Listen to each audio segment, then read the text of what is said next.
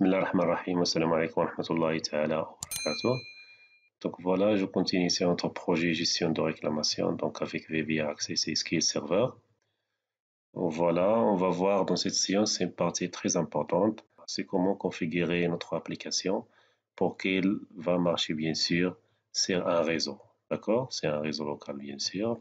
Donc comment bien sûr mettre la base de données sur un serveur et bien sûr faire des copies de notre application sur des PC, donc des clients. Donc voilà, la base de données sera stockée, donc il sera une seule base de données stockée ou placée sur un serveur. Bien sûr, notre application sera bien sûr installée sur plusieurs clients et comme ça, donc toutes les modifications seront bien sûr stockées sur le même serveur et donc comme ça, notre base de données, donc voilà, elle sera partagée bien sûr pour l'ensemble des clients. Donc, et comme ça, donc, notre application, donc, il sera bien sûr une application client-serveur. Donc, un serveur qui contient la base de données. Et des clients, ce sont les applications qui vont bien sûr accéder à cette base de données. Voilà la première étape que je vais commencer, bien sûr, comment configurer l'ordinateur distant. Donc, voilà, pour qu'il accepte des connexions, bien sûr, via le réseau ou des connexions distantes. D'accord? Après, on va bien sûr placer ou mettre cette base de données sur le serveur et on va voir comment faire communiquer bien sûr notre application avec la base de données qui se trouve sur bien sûr le serveur de données. Donc voilà, c'est notre ordinateur distant. Donc voilà, je dois faire quelques étapes et donc il faut bien sûr me suivre. Voilà, c'est une configuration à faire et à respecter pour bien sûr configurer correctement votre PC ou votre serveur pour qu'il accepte des connexions distantes. D'accord? Donc la première étape consiste à accéder au gestionnaire, donc au gestionnaire de configuration SQL Server. Très bien. Donc, on voit ici, donc nous avons ici les services de SQL Server. Voilà, nous avons ici, donc voilà le serveur de données. Et je vais accéder bien sûr sur le protocole pour SQL Server. Voilà, c'est, comme vous voyez ici, donc le protocole au donc TCP/IP. Donc, vous cliquez, donc clic droit et vous faites ici activer. D'accord? Voilà, comme vous voyez ici, donc les modifications ne seront pas bien sûr activées. Donc, bien sûr, après les modifications, automatiquement, je dois redémarrer le serveur SQL Server. Voilà. Donc, c'est pas grave, je vais mettre ici OK. Donc, après activer bien sûr le TCP/IP, voilà, bien sûr, je dois faire quelques modifications ici. Donc, voilà, je vais clic droit, donc propriété. Donc, voilà, je vais accéder ici à l'adresse IP. Je vais descendre en bas. Très bien. Je trouve ici donc IP All. D'accord. Pardon, je dois supprimer ces ports. Et ici, je vais bien sûr entrer un port statique. Voilà. Donc, je peux mettre ici donc 49, 170 comme ça. C'est très bien. Voilà, et pour le port TCP donc dynamique, je vais mettre ici rien parce que ce port il va être changé dynamiquement, mais je veux bien sûr un port statique. Donc vous pouvez bien sûr utiliser un autre port, mais donc voilà la marge du port que vous pouvez bien sûr utiliser. Donc voilà 49 552 jusqu'au 65 535, d'accord? Et je vais cliquer sur OK, d'accord? Donc voilà, pour le, je vais cliquer sur OK. Très bien. Donc voilà, je vais cliquer ici sur OK. Et bien sûr, sur OK. Très bien. Donc voilà, je vais retourner ici sur Service SQL Server. Et voilà, je vais sélectionner bien sûr le serveur. Voilà, c'est le serveur de la base de données. Et je vais mettre ici donc redémarrer. Donc voilà, comme ça, les modifications que nous avons importées donc, seront bien sûr activées. Très bien. Donc, la deuxième étape, voilà, je vais bien sûr ouvrir ce port. Bien sûr, je dois le configurer ou je dois bien sûr donner accès à ce port via le firewall ou le pare-feu bien sûr de Windows. Voilà, je vais donc chercher ici, donc par exemple le firewall ou le pare-feu. Donc voilà, pare-feu de Windows. Voilà, je vais accéder ici aux paramètres avancés. Donc voilà, ici c'est les règles de trafic entrant. Je clique ici et voilà, je vais aller ici sur nouvelles règles. Très bien, je vais sélectionner ici donc un port. Très bien. Et suivant. Très bien. Ici, je vais bien sûr donc écrire le port que nous venons bien sûr d'ajouter sur le paramètre de bien sûr d'accès sur le paramètre TCP/IP de SQL Server. Voilà. Donc il faut bien sûr écrire le correct port ici et voilà. Je vais cliquer sur suivant. Donc autoriser la connexion suivant. Donc voilà, je vais laisser toutes les options ici suivant. Bien sûr, pour mémoriser ce port, je vais mettre ici donc SQL Server. Voilà, serveur, pardon, comme ça. Donc,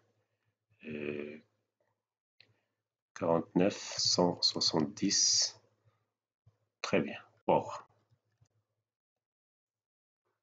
Je peux mettre ici. Voilà, et OK. Très bien. Donc, on voit ici, donc le port a été ajouté. Et voilà, donc il est bien sûr actif. Très bien. Donc voilà la deuxième étape, c'est bon. Voilà, après, vous devez bien sûr fixer un adresse IP pour votre ordinateur distant. Donc voilà, je vais par exemple entrer ici, clic droit, ouvrir les paramètres réseau interne. Je travaille sur un Wi-Fi, c'est pas grave pour le moment. Vous pouvez bien sûr travailler sur le câble. Donc voilà, je vais cliquer ici sur modifier les options d'adaptateur. Et voilà, je vais accéder ici sur adresse Wi-Fi. Et très bien. Voilà, je vais bien sûr sur propriétaire OK. Et voilà, je vais accéder ici sur le protocole Internet. Voilà, version 4. Et comme vous voyez ici, vous pouvez bien sûr mettre donc une adresse IP. Donc voilà, pour moi, j'ai choisi ici donc l'adresse IP. Voilà, je vais mettre ici donc l'adresse IP 10.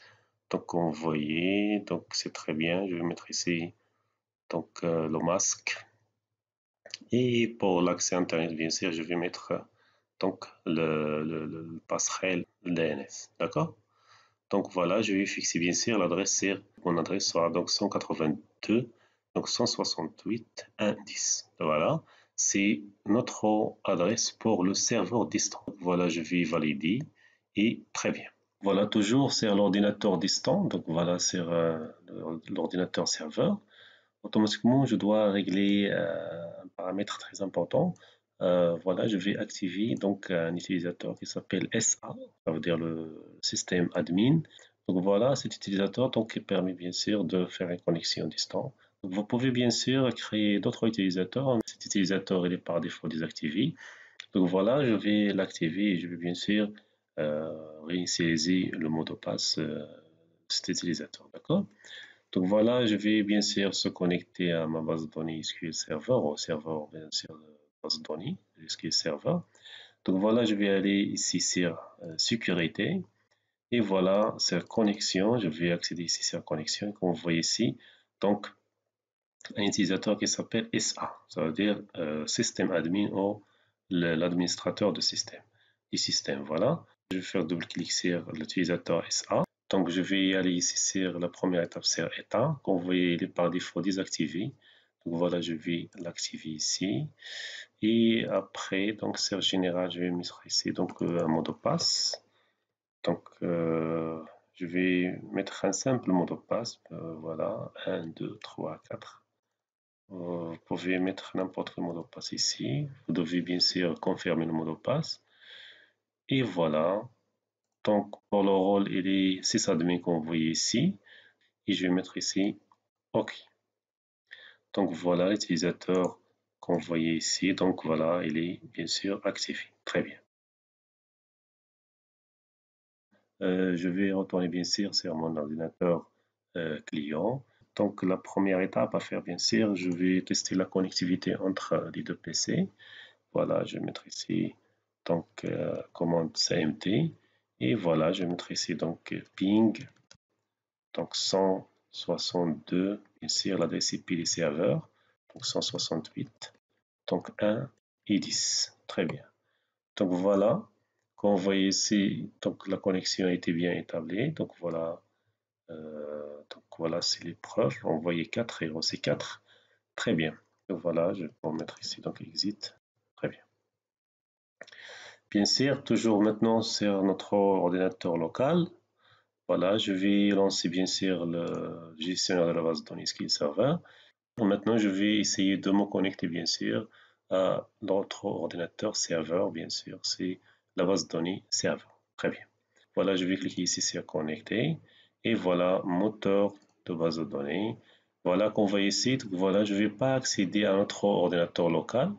Maintenant, je vais accéder à notre ordinateur distant, ça veut dire la base de données qui se trouve sur l'ordinateur distant. Je vais y accéder via cet ordinateur local. D'accord? Donc voilà, ici, je vais mettre ici l'adresse IP de notre serveur. Voilà, 192.168. Donc 1 et 10. Donc je vais mettre ici virgule et je vais ajouter le numéro du port. C'est très important. Et bien sûr, après les configurations faites donc sur le serveur. Voilà. Donc je vais mettre ici donc 49, donc 170. Très bien. Donc nous avons ici, donc voilà, nous n'avons pas le droit de mettre ici donc authentification Windows parce que nous n'avons pas un accès direct sur l'ordinateur distant. Donc automatiquement, je dois passer par authentification SQL Server. Donc nous avons déjà activé donc l'utilisateur sysadmin, système admin, et avec un mot de passe 1, 2, 3, 4. Voilà. Et je vais bien sûr faire ici donc connexion. Très bien. Voilà, comme vous voyez ici, donc la connexion a été bien sûr établie vers notre ordinateur, bien sûr, qui va recevoir donc la base de données qui va être partagée bien sûr pour l'ensemble des clients. Très bien. Comme vous voyez ici, la base de données n'est pas présente ici. Automatiquement, j'ai déjà fait bien sûr une sauvegarde de notre base de données. Donc voilà, je vais cliquer sur notre base de données ici. Donc, et voilà, restaurer la base de données. Automatiquement, je dois choisir ici donc un support. Donc, j'ai créé bien sûr un répertoire sur la racine C ici et j'ai mis ma base de données sur le dossier data. Donc, vous voyez, donc, nous avons déjà vu les dernières séances comment créer un backup. Voilà, vous pouvez bien sûr récupérer les backups que nous avons créés. Et voilà, je vais sélectionner bien sûr le fichier backup ici et cliquer sur OK. OK. Voilà, notre base de données a été bien récupérée et je vais cliquer maintenant sur OK pour bien sûr pour transférer bien sûr les données sur le serveur. Donc très bien, comme vous voyez, donc la base de données a été bien restaurée. Et voilà, maintenant nous avons l'accès à notre base de données, comme vous voyez ici sur les tables. Très bien, donc voilà. Donc comme vous voyez, donc nous avons ici. Donc vous pouvez faire n'importe quoi, bien sûr, sur la base de données, parce que nous avons, bien sûr, nous avons l'autorisation avec, bien sûr, le sysadmin. Très bien. Après avoir, bien sûr, fait les configurations nécessaires et charger bien sûr la base de données sur le serveur via bien sûr un fichier backup, automatiquement nous devons faire quelques modifications sur l'application. Comme ça, cette application sera bien sûr marcher sur le réseau. D'accord? Donc voilà, je vais revenir bien sûr sur mon application. Et voilà. Donc je vais accéder. Très bien, je dois changer tout simplement quelques paramètres ici sur la chaîne de connexion. Voilà, je vais mettre ici donc c'est Connect. Très bien, donc voilà sur la chaîne de connexion ici. Voilà, je vais changer automatiquement cette chaîne. Voilà, je vais mettre ici donc l'adresse IP, donc 192, pardon, 168, donc 1, 10, pardon, le port c'est donc 49170. Très bien. Donc il ne faut pas oublier bien sûr d'ajouter ici donc le nom d'utilisateur. Donc automatiquement je ne dois pas mettre ici Trust Connection parce que lorsqu'on travaille sur bien sûr le PC local c'est pas grave. Mais lorsqu'on va accéder à un ordinateur distant, automatiquement je dois mettre ici donc User ID, pardon. je vais mettre ici donc user, voilà, user ID, donc est égal à SA, ça veut dire le sysadmin, donc point virgule et le password, donc voilà, est égal à, donc voilà, 1, 2, 3, 4. Très bien, donc voilà, je vais enregistrer, compiler. Et voilà, la base de données, le nom de la base de données reste le même parce qu'on n'a pas changé le nom de la base de données. Donc la chaîne de connexion, donc voilà, j'ai changé cette partie parce que je dois ajouter bien sûr user ID et le password. Très bien.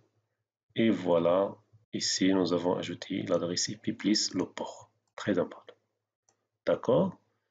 Voilà, maintenant je vais bien sûr se connecter à la base de données et je vais tester. Voilà, je vais mettre ici donc login. Voilà, donc je vais mettre ici donc admin, et je vais mettre ici donc se connecter. Donc vous voyez, c'est très bien. Maintenant, je ne travaille pas sur la base de données qui se trouve sur mon PC local. Voilà, je travaille directement sur le PC distant. Donc voilà, vous pouvez ajouter bien sûr un client. Et voilà, je vais mettre par exemple, voilà. Et ici donc le téléphone, je vais mettre ici n'importe quel numéro de téléphone et je clique sur enregistrer. Donc on voyait donc l'utilisateur a été bien créé et voilà, c'est très bien, vous pouvez le modifier comme vous voulez. Donc en travaillant toujours sur le réseau de notre bien sûr entre entreprises, entre bien sûr euh, administration. Très bien. Donc la même chose ici pour la réclamation. Voilà, très bien. Donc voilà, je clique sur nouveau, comme vous voyez ici. Donc l'utilisateur il ajoute une réclamation. Très bien, donc voilà, elle est bien sûr ajoutée ici. Très bien. Donc voilà, si vous revenez bien sûr sur votre base de données ici, voilà la base de données qui se trouve, la base de données distant bien sûr. Voilà, c'est le client. Donc voilà qu'on voyait, donc c'est très bien. Donc l'utilisateur qu'on vient d'ajouter, donc il est là. Donc pour la réclamation, donc je pense, voilà, donc je pense qu'il est là. Donc la réclamation que nous venons d'ajouter. Donc on voit ici la date. Donc très bien. Donc voilà, je pense que notre application marche bien sur l'horizon. Donc il faut mémoriser bien. Donc nous avons bien sûr modifié l'adresse IP de notre application. Bien sûr, nous avons ajouté ici donc user ID SA et le password, donc 1, 2, 3, 4. Donc vous pouvez bien sûr ajouter un nouvel utilisateur et vous bien sûr faire la connexion via cet utilisateur, d'accord? Donc en résumé, c'est très important. Donc voilà, donc c'est l'ordinateur distant. Donc voilà, je dois faire quelques modifications très importantes. Voilà, je dois activer le TCP/IP. Après, je vais bien sûr utiliser un port. Donc, bien sûr, ouvrir ce port via le firewall ou via le pare-feu de Windows pour permettre, bien sûr, de se connecter avec ce port. Après, tester la connectivité, bien sûr, entre les deux PC, bien sûr, ou l'ensemble des PC sur votre réseau. Et après, bien sûr, créer l'utilisateur qui vous permet, bien sûr, à travers cet utilisateur, vous pouvez se connecter, bien sûr, à distance à cet utilisateur, pardon, à ce serveur. Vous devez, bien sûr, changer la chaîne de connexion et voilà, comme ça, c'est très bien. Donc, vous allez mettre, bien sûr, votre base de données sur un serveur et voilà l'application et donc il sera, bien sûr, copiée sur l'ensemble des clients. Et c'est très bien sur le PC client, c'est très bien comme ça, vous allez travailler sur une seule base de données. Donc avec accès concurrentiel ou accès multiple, plusieurs utilisateurs travaillent en même temps sur la seule base de données. Et comme ça, vous aurez bien sûr une base de données compacte. Voilà. Merci pour votre attention. Donc, et notre rendez-vous, bien sûr, sur un nouveau projet. Et j'espère que vous allez bien. Merci, à bientôt et à la prochaine séance, Inch'Allah.